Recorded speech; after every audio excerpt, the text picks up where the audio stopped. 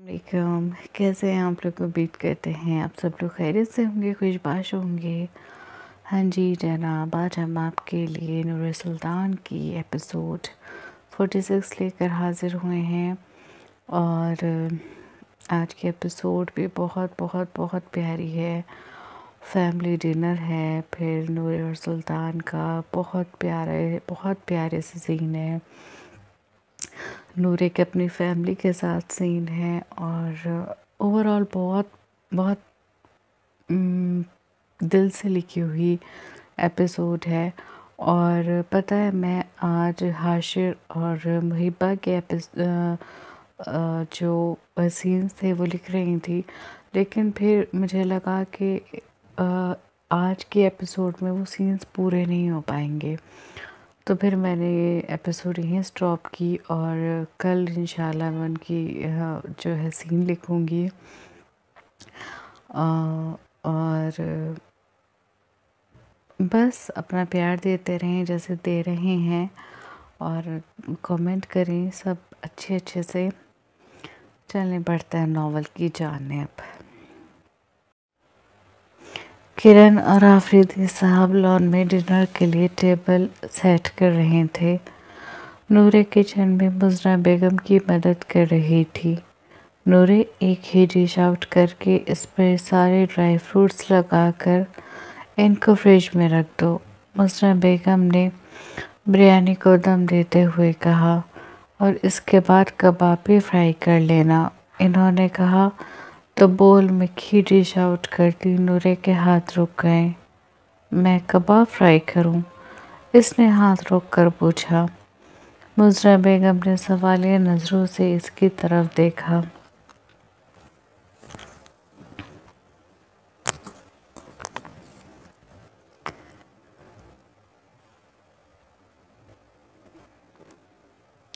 अभी मुझसे फ्राई नहीं होंगे, मैं और काम कर लूँगी। इसने खीर को डिश आउट करते हुए कहा। बेटा, मैंने तुम्हें कबाब फ्राई करने के लिए कहा है, पहाड़ तोड़ने के लिए नहीं। पहाड़ तोड़ने के लिए नहीं कहा, जो तुमसे नहीं होगा। अम्मी, मुझे डर लगता है। इसने खीर की बोल को ड्राई फ्रूट से सजाते हुए कहा। किस चीज़ से? इन्होंने पूछा। तेल से अम्मी, और किससे? सुकून से कहते हुए वो खीर के बोल को फ्रिज में रखने लगी। ठीक है, कबाब मैं फ्राई कर लूँगी, तुम सैलेड बना लो, लेकिन इससे पहले जाकर कपड़े चेंज करो। तुम्हारी कबर्ड में कुछ नए सूट्स टंगे हुए हैं, मैंने तुम्हारे लिए बनवाए हैं। जाकर इनमें से कोई एक सूट पहन लो। और सुनो, ये जो हाथ है ना, इनमें भी कुछ डाल लेना। इन्होंने इसकी सोनी कलाइयाँ पकड़कर कहा। क्या डालूं? पहनती तो हूँ रिस्ट वॉच। इसने अपनी कलाई को देखते हुए कहा। घड़ी सुहागन का श्रृंगार नहीं होता। चूड़ियाँ वगैरह भी मंगवाई हैं मैंने तुम्हारे लिए। इसमें से सुर्ख रंग की चूड़ियाँ डाल लेना। इन्होंने इसे हुक्म दिया।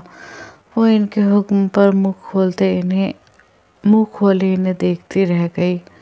क्या हुआ, ऐसे क्या देख रही हो? इसे खुद को देखता पाकर इन्होंने पूछा। अम्मी, क्या शादी सिर्फ औरतों की होती है, मर्द की नहीं होती? इसने पास जाकर प्लेटफॉर्म पर हाथ जमा कर पूछा। कैसी बेवकूफ़ वाली बातें कर रही हो? शादी औरत और मर्द दोनों की होती है। इन्होंने सैलेड का सामान एक बोल में डालकर इसमें नमक डालते हुए कहा। तो फिर सारे रूल्स रेगुलेशंस औरत के लिए क्यों, मर्द के लिए क्यों नहीं? इसने एहतजाजन पूछा, लेकिन वो ज़्यादा एहतजाज नहीं कर सकती थी क्योंकि सामने इसके अब्बू नहीं, इसकी लेडी हिटलर अम्मी थी। देखो नूरे, मेरा दिमाग मत ख़राब करो। फ़िलहाल जितना कहा है इतना करो। جا کر چینج کرو، اچھے سے تیار ہو، نئی نئی شادی ہوئی ہے، لگنا تو چاہیے کہ نئی نئی سہاگن ہو۔ جب دیکھو یہ پاور ڈریسنگ کری رہتی ہو۔ شوہر کو نہ عورتیں بنا سنگھار کے بناؤ سنگار کے ساتھ اچھی لگتی ہیں۔ ٹھیک ہے، تمہارا کام ایسا ہے جو تمہیں ایسی ڈریسنگ کرنی پڑتی ہے، لیکن کام کے بعد تمہیں اسی طرح رہنا چاہیے جیسے عام مشرق کی عورت رہتی ہے۔ سوٹ پہننے چاہیے، چوڑیاں پہننی چاہیے، اپنے شوہر کے لیے اچھے سے تیار ہونا چاہیے تاکہ تمہارا شوہر جب واپس آئے تو تمہیں اس روپ میں دیکھ کر اس کے دن بھر کی تھکان اتر جائے۔ وہ اسے 100 سال پرانا موقع کہا جانے والا ڈائلاگ سنا رہی تھی، اور جب شوہر اور بیوی دونوں ساتھ کام سے واپس آئیں اور بیوی کو تیار ہونے کی فرصت نہ ملے تب کیا کیا جائے؟ وہ اپنے گال پر ہاتھ رکھ کر بڑے معصوم سے انداز میں پوچھنے لگی۔ مزنہ بیگم نے اسے دانت کچکچا کر دیکھا اور پھر ہاتھ جوڑ کر اسے کچن سے نکلنے کا کہا۔ وہ ان کے جڑے ہاتھوں کو دیکھ کر ہنستی ہوئی سیدھی ہوئی اور کچن سے جانے لگی۔ سنو میڈم، تیار ہو کر آ جاؤ، سیلڈ تمہیں بنانی ہے۔ اس کو جاتے دیکھ کر انہوں نے کہا تو وہ انہیں بنا دیکھے اس بات میں سر ہلاتی کچن سے نکل گئی۔ کمرے میں آتے ہی اس نے اپنی کبرڈ کھول کر دیکھا جہاں پر قریب 7-8 نئے سوٹ ٹنگے ہوئے تھے۔ اسی کے نیچے بینگل باکس رکھا ہوا تھا۔ نوری نے سبھی سوٹوں کو دیکھا، پھر ایک آف وائٹ کلر کا جس پر وائٹ کلر کے موتیوں کا جال بنا ہوا تھا وہ سوٹ نکالا اور آئینے کے سامنے آ کر اسے خود پر لگا کر دیکھنے لگی۔ ناٹ بیڈ، اس نے کہا اور اس سوٹ کو بیڈ پر ڈالتی بینگل باکس اٹھا کر دیکھنے لگی۔ اس میں لگ بھگ ہر رنگ کی چوڑیاں تھیں۔ اس نے سرخ چوڑیاں نکالی اور الماری بند کر کے ان چوڑیوں کو بیڈ سائڈ پر رکھ کر سوٹ لے کر ڈریسنگ روم میں چینج کرنے چلی گئی۔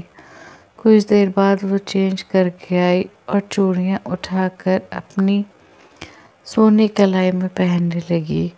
اس کی سفید کلائی سرخ چوڑیوں میں کھل اٹھی۔ دوبارہ آئینے کے سامنے آ کر اس نے بالوں میں برش کیا اور کاجل اٹھا کر آنکھوں میں ایک لکیر کھینچ لی۔ پھر لپ گلاس اٹھا کر اپنے ہونٹوں پر لگانے لگی، لیکن پھر کچھ سوچ کر اس نے لپ گلاس بند کیا اور سرخ رنگ کی لپسٹک اٹھا کر اپنے ہونٹوں پر لگا لی۔ پھر اپنے بالوں کو ہاتھوں سے سیٹ کرتی اس نے خود پر ایک بھرپور نگاہ ڈالی۔ وہ بہت پیاری لگ رہی تھی۔ خوش ہوتی وہ پلٹی اور دوپٹہ اٹھا کر گلے میں ڈالتی کمرے سے نکل گئی۔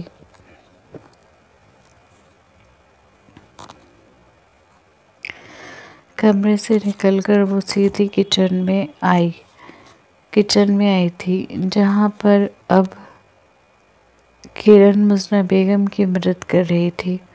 ماشاءاللہ ماشاءاللہ، اس کو دیکھ کر بے اختیار کرن نے کہا تو اس کے کہنے پر مزنہ بیگم نے پلٹ کر نورے کو دیکھا۔ اللہ نظر بد سے دور رکھے، بے اختیار ان کے ہونٹوں سے ادا ہوا۔ اب خوش ہیں آپ؟ اس نے پاس آ کر ان کے گلے میں باہیں ڈالتے ہوئے کہا۔ میں تو تم سے ہر وقت خوش رہتی ہوں، بات شوہر کے خوش رہنے کی ہے۔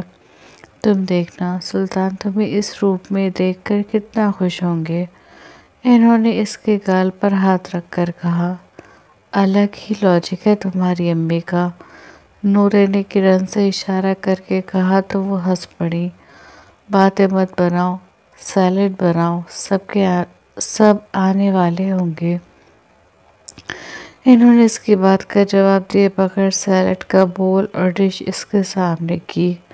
اس نے چاپنگ بورڈ اٹھایا اور سب سے پہلے ٹماٹر کاٹنے لگی۔ ابھی اس نے 2-3 ہی سلائس کاٹے تھے کہ چوتھی سلائس میں اس نے ٹماٹر کے ساتھ ساتھ اپنے انگوٹھے کو بھی کاٹ دیا۔ انگوٹھا کٹتے ہی وہ سسکی لیتے پیچھے ہوئی۔ کیا ہوا؟ مزرہ بیگم ایک دم اس کے پاس آئیں۔ انگوٹھا کٹ گیا ہے میرا۔ اس نے اپنے انگوٹھے کو اپنی دوسری انگلی سے دباتے ہوئے کہا۔ مزرہ بیگم نے اس کا ہاتھ پکڑا اور ٹیپ کے نیچے لے کے ٹیپ چلا دیا۔ کرن بینڈیج نکالو، زیادہ گہرا نہیں ہے۔ اس کے کٹ پر اپنا انگوٹھا رکھتے ہوئے انہوں نے کہا۔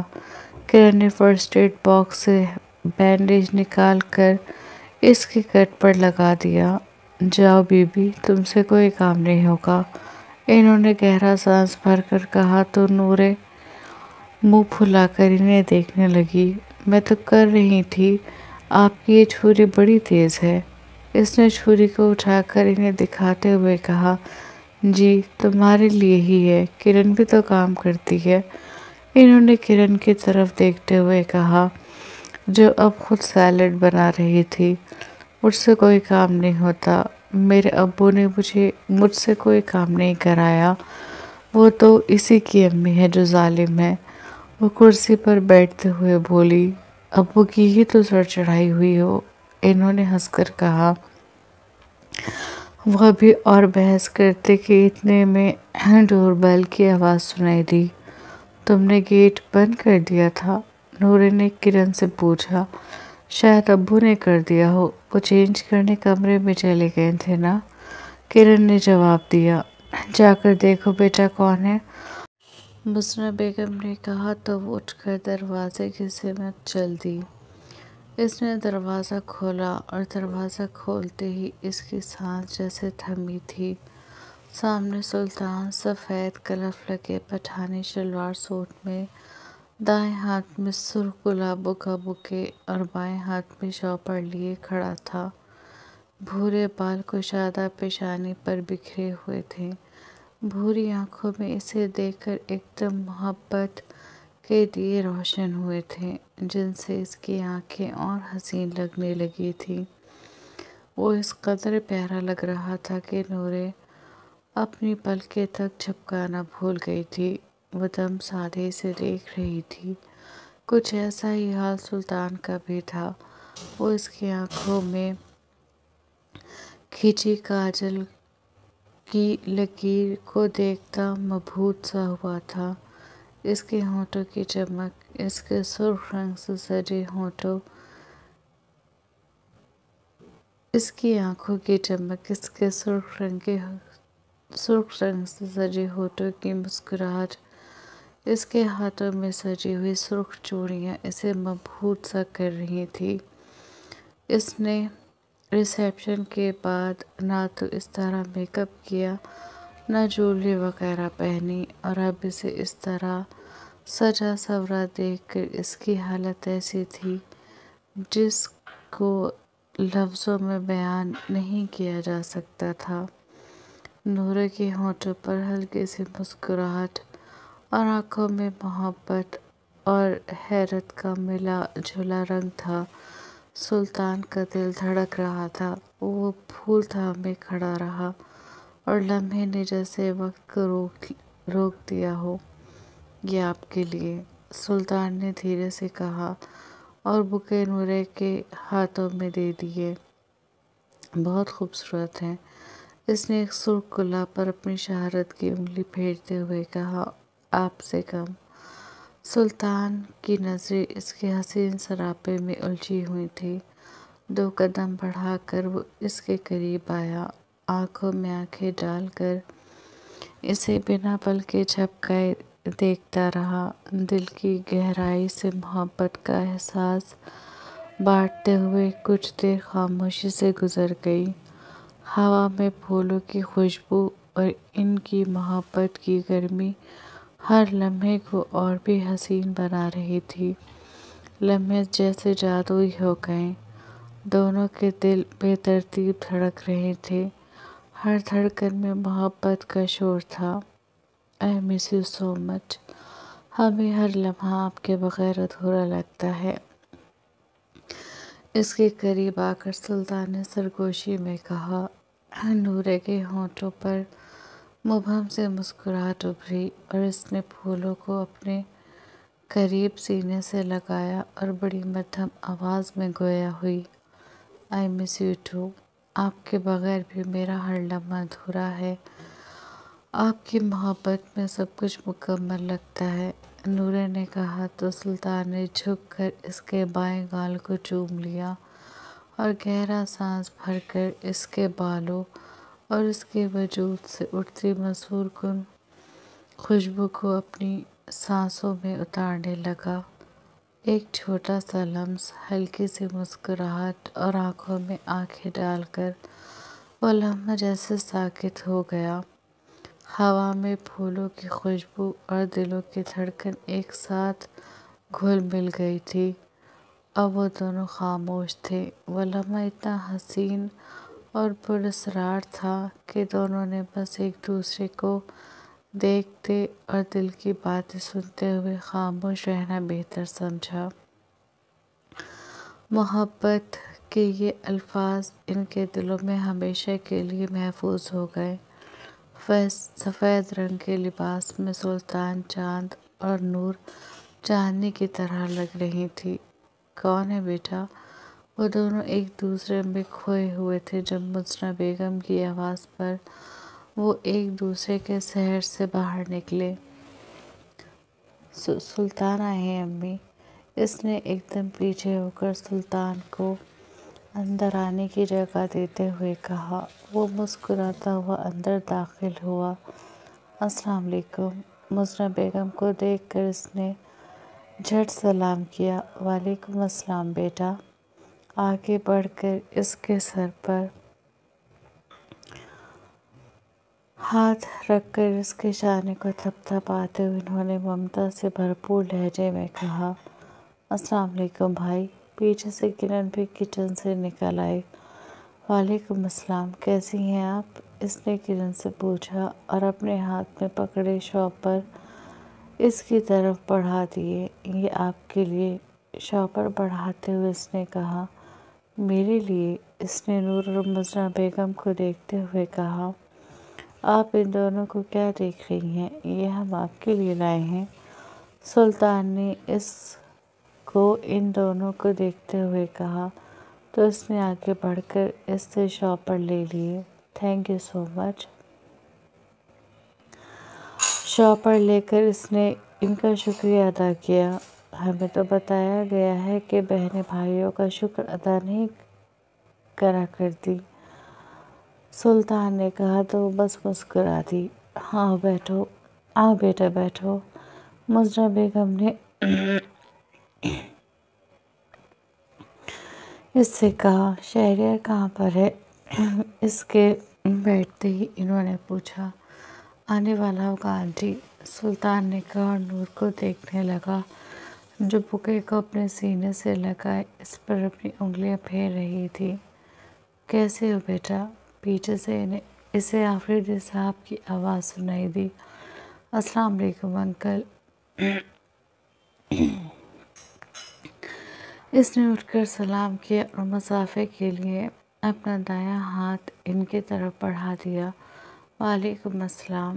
اس سے ہاتھ ملا کر انہوں نے اسے اپنے سینے سے لگا لیا۔ "کیسے ہیں آپ"؟ اس نے مؤدبانہ انداز میں پوچھا۔ "میں بالکل ٹھیک ہوں بیٹا"۔ انہوں نے اس کے پاس ہی صوفے پر بیٹھتے ہوئے کہا۔ نورے بھی دوسرے صوفے پر بیٹھ گئی۔ ابھی اسے بیٹھے ہوئے کچھ ہی لمحے ہوئے تھے کہ ڈور بیل دوبارہ ہوئی۔ وہ جلدی سے اٹھی اور جا کر دروازہ کھولا۔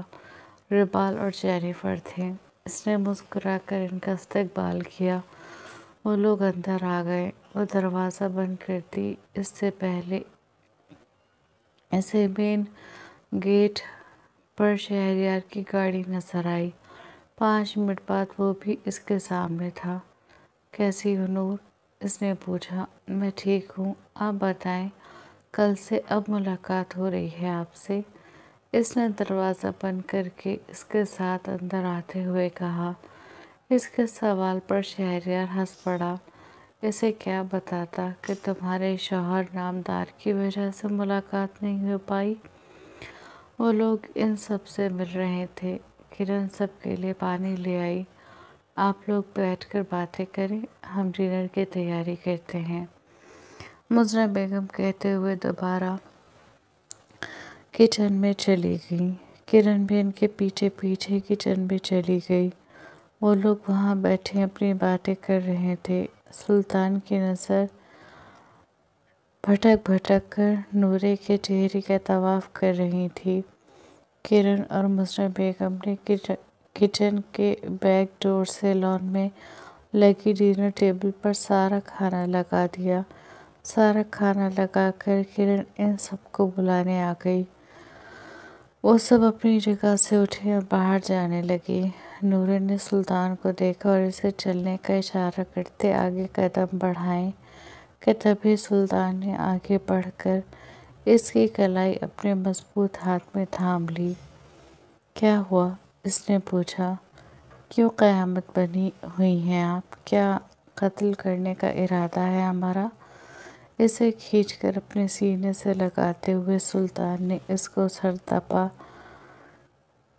دیکھ کر کہا۔ کتنا مشکل ہو رہا تھا اس کے لیے خود پر کنٹرول کرنا۔ اس کا بس نہیں چل رہا تھا کہ سب کو یہاں سے غائب کر دے اور بس نور ہو اور وہ اپنی نور کو دیکھے، اسے سراہے، اسے محبت کرے، اسے محسوس کرے۔ سلطان کیا کر رہے ہیں آپ؟ کوئی آ جائے گا؟ اس نے گیٹ کی طرف دیکھتے ہوئے کہا۔ سب چلے گئے ہیں۔ اس نے اپنے دائیں ہاتھ سے اس کی کمر کے خم کو سہلاتے ہوئے کہا۔ جی چلے گئے ہیں اور ہمیں بھی وہیں جانا ہے۔ اس نے بڑی مشکل سے اس کے سینے پر ہاتھ رکھ کر اسے خود سے دور کرنے کی کوشش کرتے ہوئے کہا، لیکن وہ صرف کوشش ہی رہی۔ سلطان کے مضبوط حصار سے وہ نکل نہیں سکی۔ سلطان، نورے نے اسے التجائی نظروں سے دیکھا تو سلطان نے اس پر ترس کھا کر اپنی گرفت ڈھیلی کر کے اس کو چھوڑ دیا۔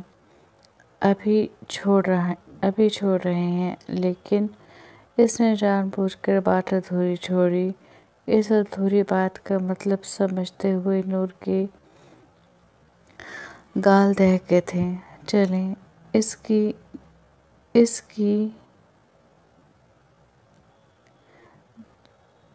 کی جادو سے خود کو بچاتے ہوئے نورے نے کہا اور اس کا ہاتھ پکڑ کر کچن کے بیک ڈور سے لان میں آ گئی۔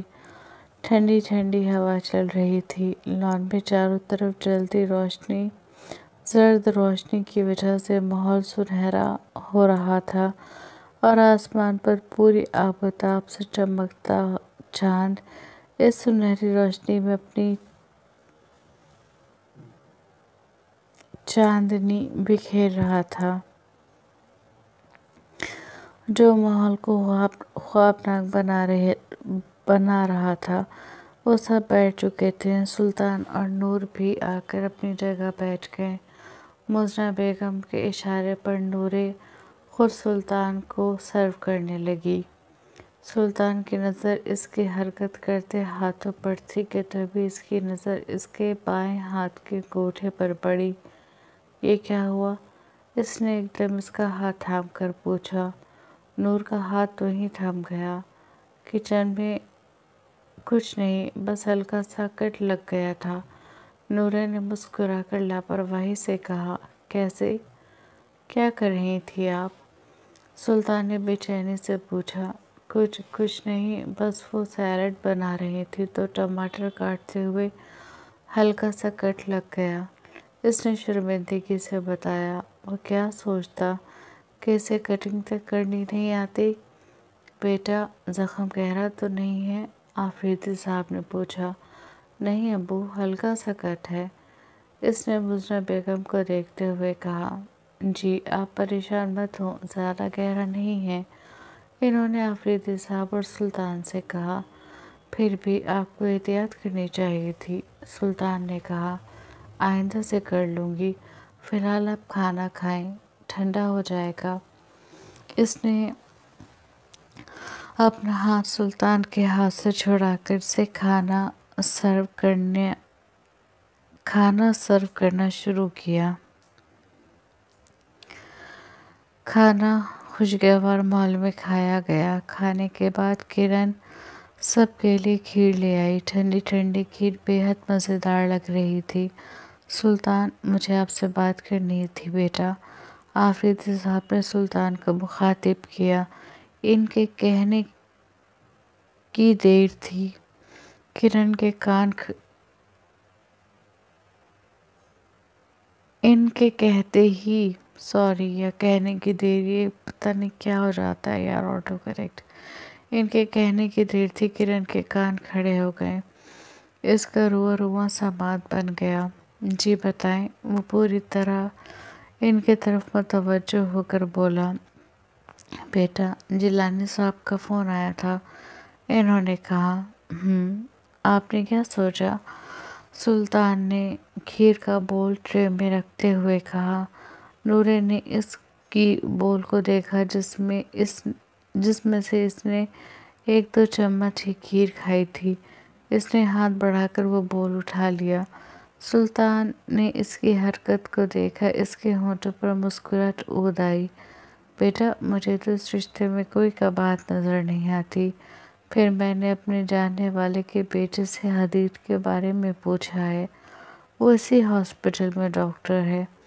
اس نے حدید کی بہت تعریف کی ہے، بہت اچھا ڈاکٹر ہے، گولڈ میڈلسٹ ہے، دلی کے جانے مانے نیورولوجسٹ میں گنا جاتا ہے، آفریدی صاحب کہہ رہے تھے، اور کرن کا دم خشک ہو رہا تھا۔ اوپر کی سانس اوپر اور نیچے کی سانس نیچے اٹکی ہوئی تھی۔ پتہ تو ہم نے بھی کروایا تھا انکل، اور ہمیں بھی پازیٹیو رسپانس ہی ملا ہے۔ باقی آپ دیکھیں جو آپ کو بہتر لگے۔ سلطان کہہ رہا تھا، فیملی سے تو ملے ہیں بیٹا، ابھی تک ہماری ملاقات حدید سے نہیں ہوئی۔ ہم سوچ رہے تھے پہلے ایک بار انہیں بلا لیں، اس کے بعد دیکھتے ہیں کہ کیا کرنا ہے۔ آفریدی صاحب اسے اپنے دل کی بات بتا رہے تھے۔ جی، یہ ٹھیک رہے گا، سلطان نے کہا۔ تب بھی ٹھیک ہے، میں جیلانی صاحب سے کہہ دوں گا کہ وہ نیکسٹ ویک حدید کے ساتھ آ جائیں، انہوں نے بڑے سکون سے کہا۔ لیکن ان کا یہ سکون کرن کے سکون کو درہم برہم کر گیا۔ کتنا ڈھیٹ انسان ہے، میرے انکار کا کوئی اثر نہیں لیا۔ وہ نامحسوس طریقے سے وہاں سے اٹھ کر کچن میں آتے ہوئے سوچ رہی تھی، لگتا ہے میں نے آپ کو صحیح سے سمجھایا نہیں، کل کو آپ سے مل کر آپ کو صحیح سے سمجھاؤں گی۔ کیوں اپنی اور میری زندگی تباہ کرنے پر تلے ہو؟ وہ پلیٹ فارم سے ٹیک لگا کر سوچنے لگی۔ کیا ہوا؟ کیا سوچ رہی ہو؟ نورے نے اسے اٹھتا دیکھ لیا تو وہ بھی وہاں سے اٹھ کر اس کے پیچھے آ گئی۔ ابو کو میری شادی کی اتنی جلدی کیوں ہے؟ ابھی تو آپ کی شادی ہوئی ہے، آپ کے بعد وہ دونوں میرے ہوتے ہوئے خود کو اکیلا محسوس کرتے ہیں، میرے جانے کے بعد ان کا کیا ہوگا؟ سوچا ہے کسی نے؟ کرن نے کہا۔ کچھ نہیں ہوگا، جو بھی ہوگا سب اچھا ہوگا، اللہ ہے نا۔ نورے نے اس کے کندھے پر ہاتھ رکھ کر اسے تسلی دی۔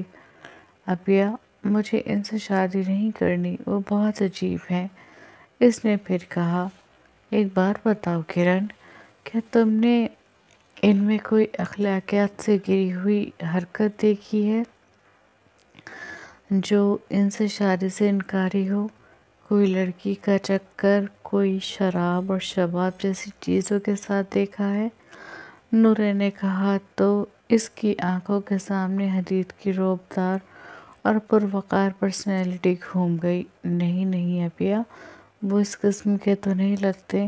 شراب اور شباب، مجھے تو لگتا ہے وہ لڑکیوں سے بات بھی نہیں کرتے ہوں گے، اس نے کہا۔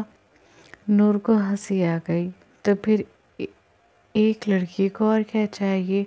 ایک شریف اور باوقار مرد ہر زمانے ہر صدی میں ایک عورت کی ضرورت ہے، اور آج کل کے ماحول میں تو اگر ایسا کوئی شخص مل جائے تو وہ عورت خود کو خوش نصیب سمجھی؟ بالکل ٹینشن مت لو، اور ابھی چلو باہر، اس طرح اٹھ کر آئی ہو اچھا نہیں لگتا۔ وہ اس کا ہاتھ پکڑ کر لان میں چلی آئی۔ چلی نور؟ اس کے آتے ہی سلطان نے ریسٹ واچ میں ٹائم دیکھتے ہوئے کہا۔ جی۔ اس نے کہا، بیٹا کیا آج رات آپ لوگ یہاں نہیں رک سکتے؟ آفریدی صاحب کے لہجے میں کچھ ایسا تھا کہ سلطان نے نورے کی طرف دیکھا۔ اس کے کہنے پر نورے نے کندھے اچکا دیے، جیسے کہہ رہی ہو مجھے کچھ نہیں پتا، جیسے آپ کی مرضی۔ ٹھیک ہے انکل، ہم لوگ جاتے ہیں۔ اس نے اگلے ہی لمحے فیصلہ کر لیا۔ وہ تینوں خوش ہو گئے۔ جینیفر آپ بھی رک جائیں، خوب باتیں کریں گے، کرن نے جینیفر سے کہا تو اس نے سلطان کی طرف دیکھا۔ سلطان نے اس کے دیکھنے پر اس بات میں سر ہلا دیا۔ ٹھیک ہے بھائی، آپ لوگ تو رکیں، میں تو گھر چلا، صبح مجھے یونیورسٹی بھی جانا ہے اور ٹائم بھی کافی ہو گیا ہے۔ شہریار نے رسٹ واچ میں ٹائم دیکھتے ہوئے کہا۔ رات کے 11:15 ہو رہے تھے۔ جی میں بھی گھر چلتا ہوں۔ ربال بھی گھر جانے کے لیے کھڑا ہو گیا۔ پھر وہ دونوں سب سے مل کر گھر چلے گئے۔ کرن آپ جینیفر کو لے کر اپنے کمرے میں چلے جائیں، اور نورے آپ سلطان کو لے کر سیکنڈ فلور والے ماسٹر بیڈ روم میں چلی جائیں۔ مزرہ بیگم نے کہا تو وہ لوگ اٹھ کر اپنے اپنے کمروں کی طرف چل دیے۔ نورے سلطان کا ہاتھ تھامے سیکنڈ فلور والے ماسٹر بیڈ روم میں آ گئی۔ کمرے میں آتے ہی اس نے ریموٹ سے کمرے کی لائٹ آن کی اور اے سی کھول دیا۔ آئی نو کہ یہ آپ کے کمرے جتنا بڑا نہیں ہے اور نہ ہی اس میں اتنی آسائشیں ہیں، لیکن مجھے یقین ہے کہ آپ کو یہاں اچھا لگے گا۔ کمرے میں آ کر کھڑکی سے پردے ہٹاتے ہوئے اس نے کہا، آپ جہاں ہوں گی ہمیں وہاں ہر جگہ اچھا لگے گا۔ پیچھے سے آ کر سلطان نے اسے اپنے بازوں میں سمیٹتے ہوئے کہا۔ نورے اس کی اتنی محبت پر مسکرا دی۔ کہیں بھی؟ اس نے ہلکا سا رخ پھیر کر شرارت سے پوچھا۔ جی کہیں بھی، بشرط آپ وہاں ہوں۔ اس نے بڑی محبت سے اس کے کان کی لو کو چومتے ہوئے کہا، اور بڑی آہستہ اور نرمی سے اس کا رخ اپنی طرف موڑ کر پھر اسے اپنے بازو کے حصار میں لے لیا۔ نورے نے اپنے دونوں ہاتھ اس کے سینے سے لے جاتے اس کے گلے کا ہار بنا دیے۔ ویسے اتنا تیار ہونے کا کیا مقصد تھا؟ سلطان نے اس کے سرخ لبوں پر نظر جما کر پوچھا۔ کوئی مقصد نہیں تھا، اس نے جواب دیا۔ اچھا، ہمیں تو لگا جیسے کسی مقصد کے تحت اتنی تیاری کی گئی ہو۔ سلطان نے اب اس کا دایاں ہاتھ اپنے ہاتھ میں لے کر اس کی کلائیوں میں پکڑی سرخ چوڑیوں سے چھیڑ چھاڑ کرتے ہوئے کہا، نہیں، کسی مقصد کے تحت کوئی تیاری نہیں ہوئی تھی۔ نورے نے اس کے لمس کو دل کی گہرائیوں سے محسوس کرتے ہوئے کہا، مطلب یہ تیاری ہمارے لیے نہیں تھی؟ سلطان نے اس کے گال پر جھولتی ایک لٹ کو اپنی شہادت کی انگلی سے کان کے پیچھے اڑستے ہوئے کہا۔ اس کے چہرے پر سنجیدگی تھی، لیکن آنکھوں میں محبت کے جگنو جگمگا رہے تھے۔ نور کی آنکھیں سلطان کی آنکھوں میں دیکھتے ہی لمحے بھر کو چونک سی گئی۔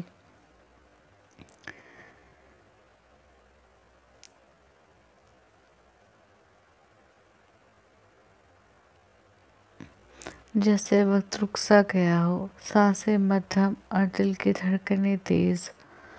دونوں کے درمیان ایک گہری خاموشی چھا گئی، جس میں لفظوں کی ضرورت ہی باقی نہ رہی۔ سلطان کے لبوں پر ایک ہلکے سے مسکراہٹ ابھری۔ اس کی نظریں نور سے ہٹنے کا نام نہیں لے رہی تھیں۔ نور نے نظریں جھکائیں مگر دل کی دھڑکن اس کے کانوں تک گونج رہی تھی۔ فضا ان دونوں کی خاموشی اور ایک دوسرے کی موجودگی سے مہک رہی تھی۔ وہ پل جسے ایک عام سا لمحہ نہیں بلکہ ایک خواب کی تعبیر بن گیا تھا۔ وہ پل جیسے ایک عام سا لمحہ نہیں بلکہ خواب کی تعبیر بن گیا تھا۔ لمحے میں خاموشی کا ایک سحر چھایا ہوا تھا۔ کمرے میں خاموشی کا ایک سحر چھایا ہوا تھا۔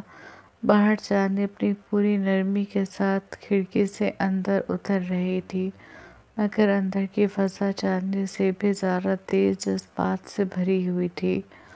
سلطان نے نورے کو اپنے قریب کیا، اتنا قریب کہ دونوں کے درمیان کوئی فاصلہ باقی نہ رہا۔ نورے کی سانسیں تیز تھیں، اس کی پلکیں لرز رہی تھیں۔ سلطان نے اس کی پیشانی پر لب رکھے اور آہستہ آہستہ نیچے اترنے لگا۔ ہر لمس میں شدت تھی، ہر لمس جیسے ان دونوں کے لیے قیمتی خزانہ ہو۔ نورے نے جھجک کے باوجود خود کو روکنا چاہا مگر سلطان کی محبت اور خواہش کے آگے اس کی جھجک کام نہ آئی۔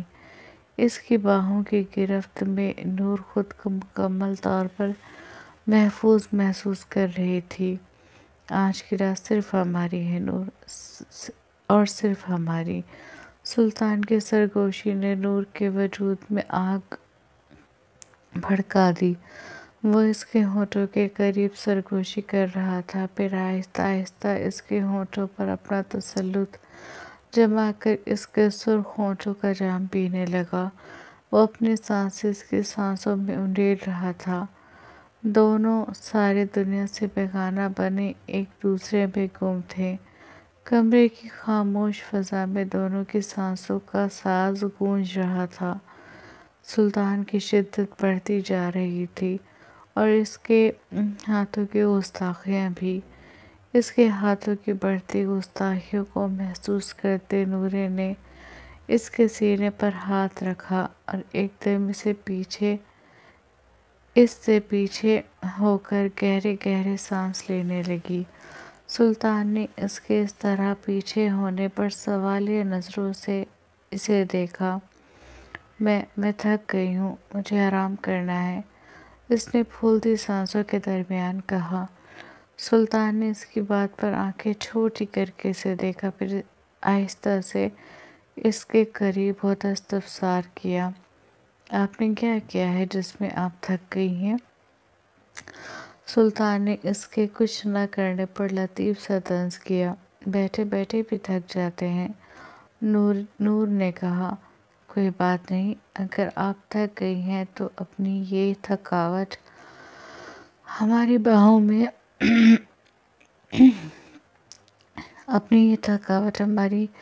باہوں میں ٹوٹ کر اتار دیجیے، یہ ایسا کرتے ہم بھی تھک جاتے ہیں۔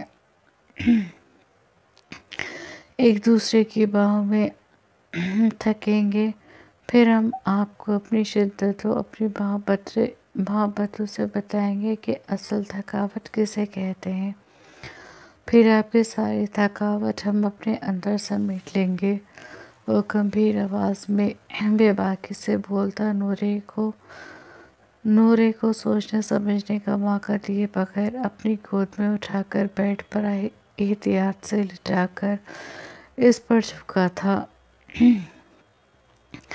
نور کا دل اچھل کے حلق میں آیا تھا۔ اس کی تو بے باک باتیں اس سے برداشت نہیں ہو رہی تھی، پھر محبت میں ڈوبی شدتیں کیسے برداشت کرتی؟ آپ کو احساس نہیں ہوگا، بیوی تھکی ہوئی ہے آپ کی۔ نورے نے اس کے سینے پر ہاتھ رکھ کر اپنے اور اس کے درمیان فاصلہ قائم رکھتے ہوئے کہا۔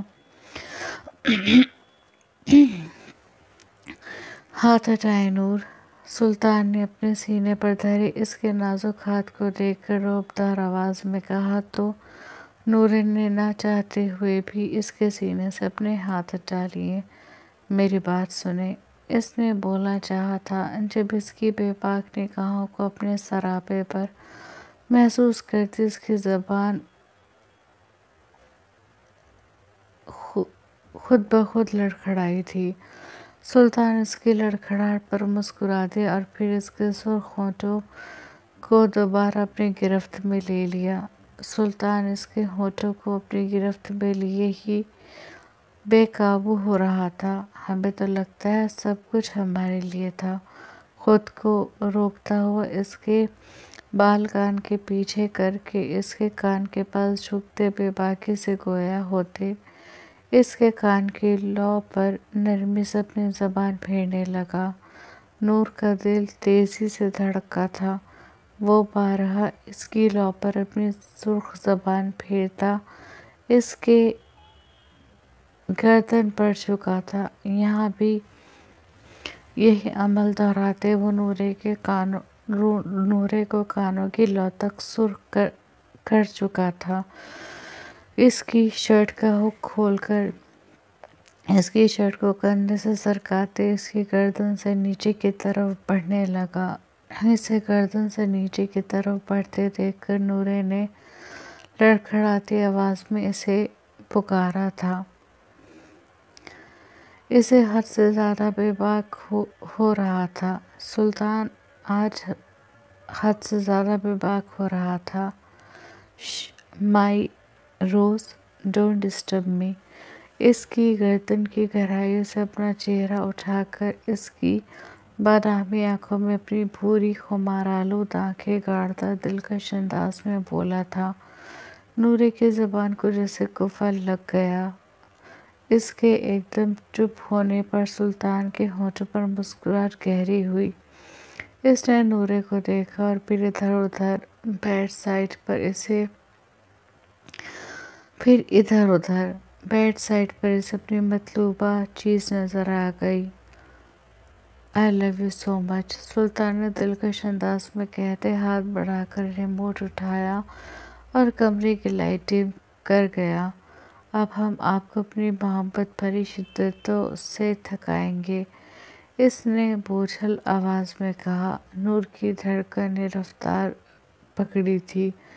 وہ تو اس کے لمس پر ہی سرخ پڑتی جا رہی تھی۔ اس کی محبت بھری شدتوں کا ذکر سن کر اس کے گلے میں گلٹی ابھر کر معلوم ہوئی تھی۔ اس نے پٹ سے اپنی آنکھیں بند کی تھیں۔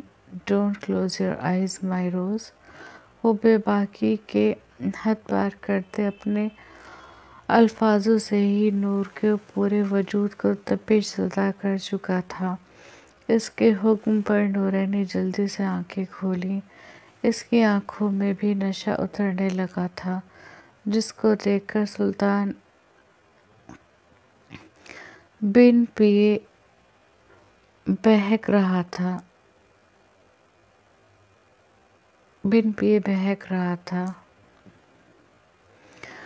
اجازت ہے؟ سلطان نے اس کی عرق-آلود پیشانی پر لب رکھتے ہوئے پوچھا۔ اس نے پلکیں جھکا کر جیسے اس سے رضامندی دی تھی۔ اس کی رضامندی ملتے ہی اس کے دل پر جیسے ٹھنڈی پھوار پڑی تھی۔ وہ بے تابی سے اس کی شرٹ کو اس کے نور کو سرخ ہونے پر مجبور کر گیا۔ نور کی جان تو اس وقت ہوا ہوئی تھی جب اس نے اپنے سلگتے لب اس کے دل کے مقام پر رکھے تھے۔ وہ اس کے سلگتے لبوں کے لمس پر مچلی تھی۔ وہ اس کے مچلنے پر اس کی گردن کے نیچے سے ہاتھ گزار کے ایک ہاتھ اس کی کمر کے نیچے سے ڈال کر پیٹ کے گرد گرفت مضبوط کرتا اسے مکمل طور پہ اپنے حصار میں قید کرتا اس کی دھڑکن پہ اپنی شدت بھرا لمس نچھاور کرنے لگا۔ نور اس کے لبوں کی بے باکیوں پر سمٹتی ہوئی اس کے کندھے پر اپنی مخروطی انگلیوں کا دباؤ ڈالنے لگی۔ سلطان کے ہاتھ اس کے پورے وجود پہ گردش کرتے ہوئے اس کے ٹراؤزر پر آ کر رکے تھے۔ وہ اس کی دھڑکنوں کو اپنے لمس سے بھگو کے سر اٹھا کے اس کی آنکھوں میں دیکھنے لگا، لیکن اس کی بند ہوتی آنکھوں پہ وہ ایک دفعہ پھر سے جھک کر اس کی دھڑکنوں پر نرمی سے اپنے دانت گاڑ گیا۔ نورے نے بے ساختہ آنکھیں کھول کر اسے گھورا تھا۔ وہ مسکراتا ہوا خود پر اور اس پر کمفرٹر ڈالتا اور اس کے نورے کی دھڑکنوں نے ادھم مچایا تھا۔ اس وقت ان دونوں کی سانسیں دھوک کی مانند چل رہی تھیں۔ سانسیں کمرے کا ماحول پرسکون بنا رہی تھیں۔ سلطان اس کی شہرگ پر اپنے ہونٹ شدت سے ضبط کرتا اپنے ہونٹوں میں دبا رہا تھا۔ نورے اس کی شدت پر گہرائی سے آنکھیں بند کرتی لیکن اگلے ہی لمحے کھول لیتی۔ لمحہ بہ لمحہ فاصلہ کم ہوتا جا رہا تھا اور پھر وہ ایک دوسرے میں گھل گئے۔ کمرہ ان کی محبت کی شدت اور سانسوں کی آواز سے بھر گیا۔ ہر چھو، ہر لمس، ہر سرگوشی ان کے رشتے کو مزید گہراتی جا رہی تھی۔ رات کے پھیلتے لمحوں کے ساتھ وہ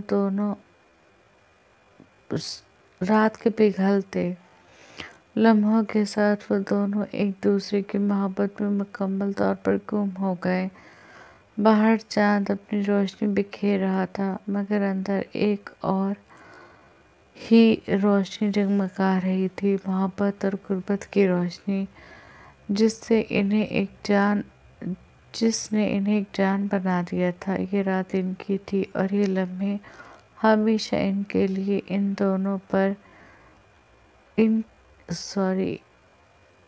ان کے دلوں پر نقش ہو رہے تھے۔ سلطان پوری شدت سے اس پر اپنی محبت لٹا رہا تھا اور چہرہ شدت جذبات سے سرخ ہو رہا تھا، پیشانیں عرق آلود ہو رہی تھی۔ نورے نے بڑی محبت سے اپنی نازک ہتھیلی سے اس کی پیشانی اور اس کے چہرے سے پسینے کو صاف کیا تھا۔ سلطان اس کی صدا پر جی جان سے کھل اٹھا۔ سلطان کا پورا وجود پسینے سے شرابور ہو رہا تھا اور نور کا بھی۔ اس نے ہاتھ بڑھا کر اے سی کا ریموٹ اٹھایا اور کولنگ اور بڑھا دی۔ کمرہ کچھ ہی دیر میں اور ٹھنڈا ہو گیا۔ سلطان نے سکون کا سانس لیا۔ اس کا پورا وجود اس وقت بھٹی کی مانند جل رہا تھا اور وہ اس بھٹی میں نور کو بھی اپنے ساتھ جلا رہا تھا۔ کچھ دیر بعد جب وہ دونوں پرسکون ہوئے تو سلطان نے گہرا سانس بھر کر اسے خود سے لگاتے گہرائی سے آنکھیں بند کر لیں۔ نورے بڑی نرمی سے اس کے پسینے سے گیلے بالوں میں اپنی مخروطی انگلیاں چلا کر اسے پرسکون کر رہی تھی۔ اس کا مرمری لمس واقعی سلطان کو سکون بخش رہا تھا۔ اس نے مسکرا کر نورے کے نازک وجود کو اور شدت سے اپنے سینے میں بھینچا تھا۔ نورے نے اب اس سے الگ ہونے کی کوشش نہیں کی تھی کیونکہ اسے پتہ تھا وہ اسے خود سے اب ایک لمحے کے لیے بھی الگ نہیں کرے گا۔ اس نے بھی سکون سے اپنا چہرہ اس کے سینے میں چھپا کر آنکھیں موند لی۔ جاری ہے جی جناب، کیسا لگا آپ کو آج کا ایپیسوڈ؟ اور کل انشاءاللہ ہم اور اس سے اچھا ایپیسوڈ انشاءاللہ اس سے اچھا ہے کہ بڑا ایپیسوڈ لکھیں گے۔ اور میں نے جیسے کہ سٹارٹنگ میں بتایا کہ میں آج محب اور حاشر کے سینس لکھتی، لیکن مجھے لگا وہ پورے نہیں ہو پائیں گے، پھر ایک جگہ چھوڑ کر